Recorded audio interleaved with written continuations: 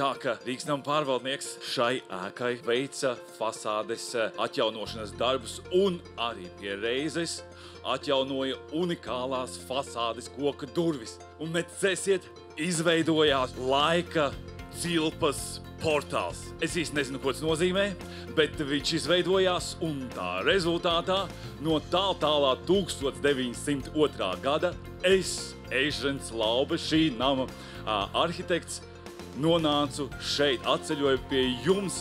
Šo procesu par ēkas atjaunošanu mēs uzsākām mēram pirms 2 gadiem, kad sapratām, ka jāveic kādi uzlabojumi, lai, protams, Eižens neapvainotos, un šis mantojums tiktu nodots arī tālāk. Rīgas nama pārvaldnieki mēs sākām šo restaurācijas projektu, piesaistījām cilvēks, kas izvērtēja ēkas situāciju un izveidoja šo projektu, un, protams, pēc tam Karu būvnieku, kurš veica šo darbu. Paldies Fasāde Pro un paldies Rīgas nama pārvaldniekam. Prieks jūs redzēt šajā burvīgajā dienā, šajā Eižena Laubes slavenā darba atjaunošanas dienā un svētkos. Zīmīgi, ka Eižens Laube, kurš radījis savu mūžu laikā vairāk nekā 200 darbus, kur apskatām Rīgā un priecē rīdziniekus, ka šis tieši konkrētais portāls, kas izskatās pēc nezvēra mutes, ir viņa pirmais darbs. Pirmais darbs, ko viņš radīja vēl būdams students Konstantīna Pēkšēna arhitektu birojā. Tāpēc es, protams, vēlos aicināt visus mūsdienu talantīgos jauniešus stāties arhitektos un varbūt izdosies kaut ko līdzvērtīgi arī uzradīt.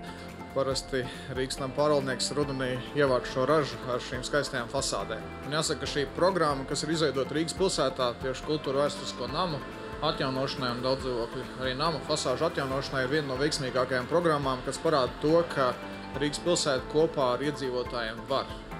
Un prieks, ka Rīga top skaistāk. Es gribu pateikt paldies vispirmām kārtām jau pašiem iedzīvotājiem, jo praksa rāda, ka vienoties un pieņemt lēmumu, tas jau ir mazs varoņdarbs.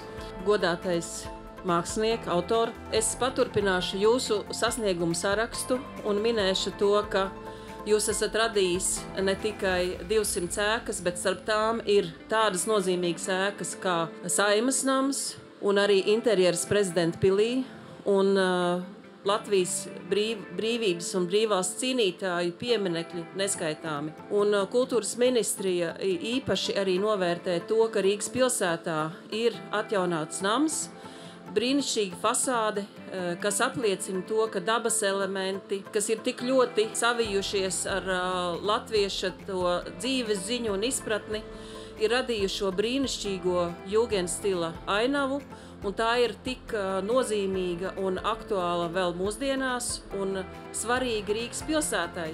Lielu apbrīnu un cieņu un paldies cilvēkiem, kur iesaistījušies šajā projektā, kas veikuši tik ļoti skaistu ēkas fasādes renovācijas darbu.